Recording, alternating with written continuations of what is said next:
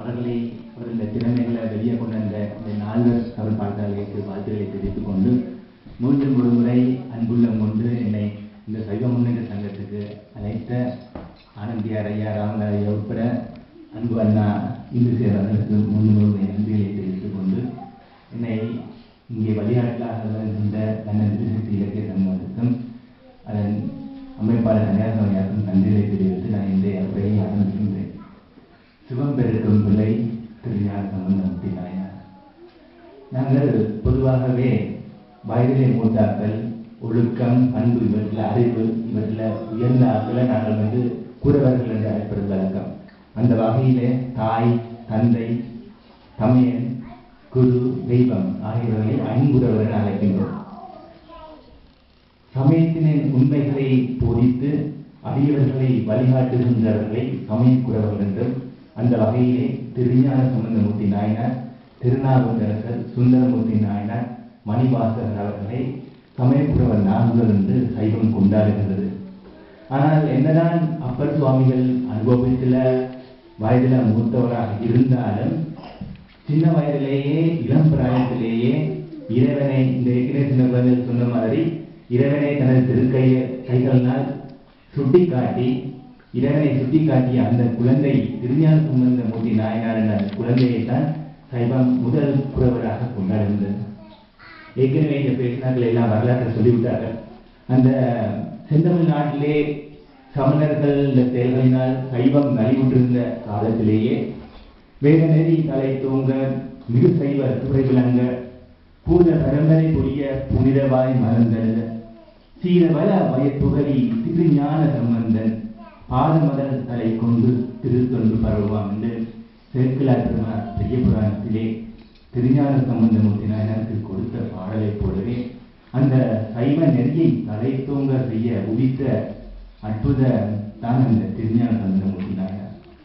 எமது சமயம் இறைவனை இசையாலே வழிபட வேண்டும் என்று சொல்கின்றது.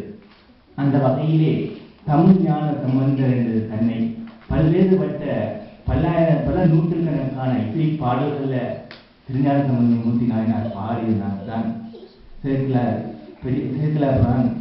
திருமுறைகளிலேயே அவரை மூல இலக்கியம் பாடியவர் அந்த திருஞான சம்பந்தர் என சிறப்பிக்கின்றது.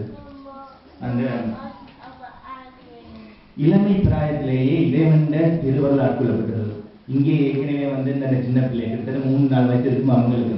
அவர்களை போலவே அந்த திருஞான சம்பந்தமூர்த்தி நாயனாரன் சிறு பிராயத்திலேயே இறைவன் திருவருளால் ஆட்கொள்ளப்பட்டவர். அதனால்தான் அவருக்கு தேவாதி தேவர்களுக்கும் முனிவர்களுக்கும் கிடைக்காத அந்த சிவஞானத்தோடு தொடர்பு உற்றமையான காரணமாகத்தான் அவரை திருஞான சம்பந்தமூர்த்தி நாயனார் என்றும், அடுத்தது அம்மையப்பனால் ஆட்கொள்ளப்பட்டதான் அவரை ஆளுடைய நம்பி என்றும் விழிக்கின்றோம். அந்த எங்கள் வீட்டிலாம் சின்ன பிள்ளைகளுக்கு நாங்கள் சொல்லியே வளர்ப்போம். யாரும் தெரியாத ஒரு சொக்கா கொடுத்தாலும் அடி போட்டோ ஏசியோ யார் கொடுத்தது ஏன் வாங்கினான்னு அப்படி திட்டுறாரு. அதுபோலதான் அங்கேயும் நடந்தது. உண்மையமைந்த ஞானப்பாலை ஞானத்துல திளைச்சிருக்கின்ற அந்த நேரத்துல அந்த திருஞான அப்பா அதற்காக இருக்கிறார், யார் உனக்கு பால் கொடுத்தது. உடனே அந்த திருஞான சம்பந்தமூர்த்தி நாயனார் அந்த அப்பா கோலோடு கொண்டு துறக்கிறார், கம்பெடுத்து கொண்டு துறக்கிறார் என்ன திரண்டு. அப்போ உடனே அவர் உள்ளம் புலனாங்கினம் அடைந்து அவர் தனது கரத்தினாலே ஒரு விரலாலே சுட்டி காட்டி மேலே ஆகாயத்தை நோக்குகின்றார். அங்கே இடவதூராக இருக்கின்ற எங்கள் சுவாமி சுவேத சிதம்பரேஸ்வர சுவாமி அவர்கள் இடவதூமா இருக்கின்ற அந்த அம்மையப்பனை அவர்கள் விழித்து அந்த ஞானப்பாலினால் அந்த அவருடைய ஞானப்பாலினால் அந்த மிகுந்த ஞானம் பெறப்பட்டு அந்த ஞானத்தின் வாயிலாக திருவாய் மலர்ந்திருந்தார். அந்த உலகத்தில் உள்ள ஆன்மாக்கள் எல்லாம் உய்யும் பொருட்டு அந்த சிவனுடைய சன்னிதானத்திலே தனது வார்த்தைகள் தனது பாடல்கள் இந்த உலக ஆன்மாக்கள் உய்ய வேண்டும் என்று கேட்கிற பொறுத்து தோளுடைய செவிய என்று சிவனுடைய செவியை விழித்து அந்த முதல் பதியத்திலே முதல் அடியிலேயே சிவனை முன்னிறுத்தி பாடுகின்ற அந்த சிறப்பு அந்த அருள் அந்த இளமையிலே அவருக்கு வரப்பட்டது. அந்த தனது இளமையிலே பெற்றிருந்த அந்த ஞானத்தை கொண்டு இந்த இளமையிலே பெற்றிருந்த அந்த அனுபவத்தை கொண்டு இவர் சிவனுடைய கருணையை எங்களது சமயத்தின் பெருமையை பல பாடல்களில் சுட்டி நிற்கின்றார்.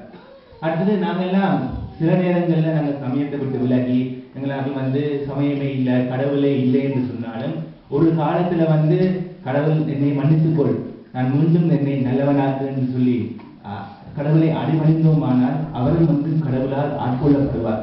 இதைத்தான் சிவஞான உமாபதி சிவாச்சாரியார் திருவருள் பயன்ல சொல்லியிருக்கிறார். நலமிலன் நன்னாருக்கு, நன்னினருக்கு நல்லன், தலமிலன் பேர் சங்கரன். அதாவது நலமிலன் நன்னாருக்கு. அப்ப தன்னை வந்து ஒரு பொருட்டா கருதுறவங்களே கடவுளுக்கு என்னப்பா, அவர் வந்து ஒரு பொருட்டா கருதவே இல்லை.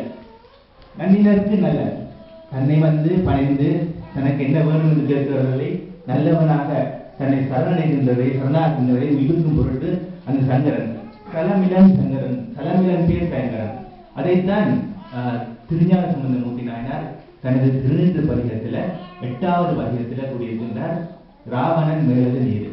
ராவணன் வந்து உங்களுக்கு எல்லாம் தெரியும். அப்ப இறைவனை எதிர்த்து ஒரு காலத்துல கைலாய மலையை பேசுறதுக்கு ஒரு போனவர்.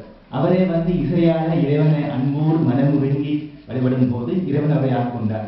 இதற்கு தான் நல்ல உதாரணம். நடைமுறை சாத்தியங்கள்ல எங்க வீட்டுல எல்லாருமே வந்து கோயிலுக்கு போக விரும்புறது இல்லை. சில பேர் வந்து வீட்டுல அப்பா வீடு பிசினஸ் பிஸி அனுப்பார், அம்மா வந்து பிள்ளைய வந்து ஆலயத்துக்கு வலுக்கட்டாம கூட்டி கொண்டு போகணும்னு புலம்பெயர் ஸ்கூல்லாம் அங்கே இருக்கிட்டார்.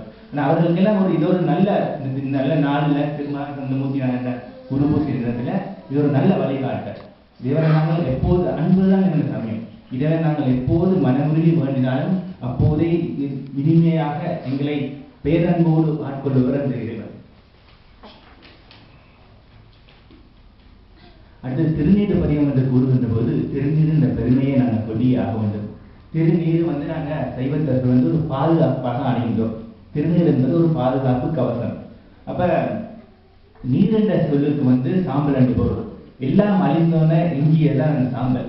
அந்த சாம்பலை வந்து சிவன் வந்து தன் உடல் முழுக்க அள்ளி பூசி கொண்டிருந்தார். இதுல என்ன உணர்த்துறா, எல்லாம் அழிஞ்சாலும் அழியாது சிவம். அதைத்தான் அந்த தத்துவம் உணர்த்திருக்கிறது. அப்ப நான் ஏற்கனவே சொன்னேன், இப்ப அந்த திருநீர் என்பது ஒரு பாதுகாப்பு கவசம், சாம்பல் என்பது பாதுகாப்பு கவசம். அப்ப ஏன் அதை சிவபெருமான அதை ஒரு பூசணும்? உங்களுக்கு வேற ஒரு கேள்வி வரலாம். திருநீர் வந்து இப்ப எங்களுக்கு வந்து நாங்க பந்தங்களால பாசங்களாக இணைக்கப்பட்டவர்கள், எங்களுக்கு வந்து பந்த ஊழல் இருக்கின்றது. அப்ப சிவபெருமான் ஏன் வந்து அந்த திருநீரை ஆணி பூசணும்? ஏனென்றா அவர் வந்து எல்லாம் அழிந்து அந்த ஊழி காலத்தில் இருக்கின்ற சுடுகாடு எல்லாம் அழிந்தாலும் அதை எங்கி நீக்கிற அந்த சாம்பல் வந்து அது வந்து பாவம் தானே, அதுக்கு ஒரு பற்று இல்லை தானே. அந்த சாம்பலுக்கு ஒரு பற்றுக்கோடு கொடுக்கணும் என்றதுக்காக அதையும் பொறுத்து அதை அள்ளி பூசி கொடுக்கின்றார் பெருமான் அந்த சங்கரன். அந்த பெயர் கருணையே பேர் கருணை. அடுத்தது இந்த காருடைய சுடலை பொடி பூசிய உள்ளங்கவர்கள் இங்கே படித்தார்கள், வடிவா படித்தார்கள். அதைத்தான் காருடைய சுடலை பொடி பூசிய உள்ளங்கவர்கள். அப்ப கடந்த சைவமாண்டு நான் போயிருக்கோம்ல, எனக்கு ஒரு பக்கத்துல சின்ன பையன் கேட்ட அந்த உள்ளங்கவர்கள் வேண்டாம் ஆனா லவ் பண்றான்னு கேட்டார். நான் சரி உள்ளங்கவர்கள் அவருக்கு ஏற்ற மாதிரி விளங்கப்படுத்துறேன்னு எப்படின்னு சொல்றேன்னா, நான் விளங்கப்படுத்துறேன். இங்க வந்து இந்த வெம்ப்ளிஜ ஈஸ்டாமில் வந்து அந்த எல்லாருக்கும் கேஷ் மிஷின் வச்சிருப்பாங்க. அப்ப இங்க வந்து கலந்து கூட இப்ப எல்லாம் வந்து இரவுல பாத்தீங்கன்னா அந்த காரை கொண்டு இழுத்து அப்படியே கேஷ் மிஷினா கட்டி இழுத்து போவாங்க. அது மாதிரி அந்த பிள்ளை சொன்னா இறைவன் வந்து அன்பால இதுல அப்படி கட்டி எழுத்து கொண்டு போறான். ஓ அண்ணா கேஷ் மிஷின் ஞாபகம் இருக்கணும்னா அந்த பிள்ளைக்கு அந்த அன்பும் புரிஞ்சுட்டு. அது போல உள்ளங்கவர் கல்வன் என்கிற சிவபெருமான் அந்த சின்ன குழந்தை ஞான நோக்கி நாயன் அந்த உள்ளத்தை கல்லம் கொண்டவர். அடுத்தது மண்ணின் நல்ல வண்ணம் வாழலாம் வைவலம். இந்த மண்ணில அவங்களுக்கு என்ன வேணும்? என்ன கலையாத கல்வியா, குறையாத செல்வமா, கபடு வாராத நட்பா, பன்றாத பலமையா, குன்றாத இளமையா, கல்விடி இல்லாத உடலா, சலியாத மனமா, அன்பகலா துணையா, தவறாத சந்தானமா, காலாத கீர்த்தியா, மாறாத வார்த்தையா, தடைகள் வாராத குறையா, தொலையாத நிதியமா, என்ன வேணும் உங்களுக்கு? கார் வேணுமா, பங்களா வேணுமா, புகழ் வேணுமா? எல்லாம் தராது. மண்ணி நல்ல வண்ணம் வாழலாம் வைகளும். எண்ணி நல்ல கதிக்கு யாருமே குறைவில்லை. இல்லை எனக்கு கார் ஒன்று வேண்டாம், பங்களா ஒன்று வேண்டாம், எனக்கு வந்து வீடு பெறுவேன், நான் புத்தி அறிவேன், அதையும் தருகிறேன். கண்ணீர வீடு கல்மலை வல்லக பெண்கள் ஆரோடு பெருந்தகை இருந்ததே. இங்க சுவாமி சுந்தர சிதம்பேர் சுவாமி இருந்தது போல அவரை போல அவரைத்தான் அவர்கள் பாடுகிறார்கள். பெண்ணினல் ஆரோடு பெருந்தகை இருந்ததே என்று இறைவனை பணிந்தால் நாங்கள் இங்கே எல்லா விதமான பேற்றையும் அடையலாம் என்றதை எமது சைவநெறி வாழ்வியல சிறப்பாக எளிமையாக கூறியவர் அந்த திருஞான சம்பந்தமூர்த்தி நாயனார்.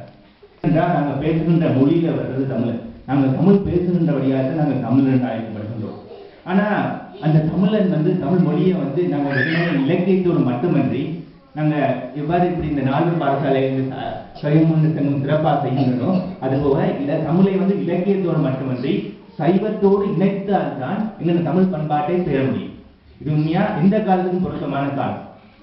இப்போ அந்த காலத்தில் சமணர் சமயம் வந்து வலிமையா இருந்த காலத்துல எவ்வாறு சைவம் சலத்தை சம்பந்தமூர்த்தி நாயனார் பெருமைப்பட்டாரோ கஷ்டப்பட்டாரோ அது போன்ற ஒரு காலத்துல தான் நாங்கள் இந்த காலத்தில் இருக்கோம். புலம்பெயர் காலத்துல நாங்கள் வந்து எங்க கலாச்சாரத்தை கொஞ்சம் ததும்பி அந்த எங்களை வந்து எந்த திக்கனை தெரியாம அப்படியா இருக்கின்ற அந்த காலத்துல நாங்கள் தமிழ் மொழியை தமிழ் மொழியாக மட்டும் இல்லை, அந்த தமிழ் மொழியை வந்து சைவத்தோடு சேர்த்து பின்பற்றினால்தான் அதுக்கு ஒரு எங்களை கலை கலாச்சாரத்துக்கு ஒரு அரணாக இருக்கும். அதை வந்து வேதரை தலைத்தவங்க மிகு சைவ துறையில் அங்கே வந்தாலும் திருஞான சம்பந்தர் எங்களோட தமிழ் மொழியை சைவத்தோடு இணைத்து அதை அரணாக பயன்படுத்தினார்.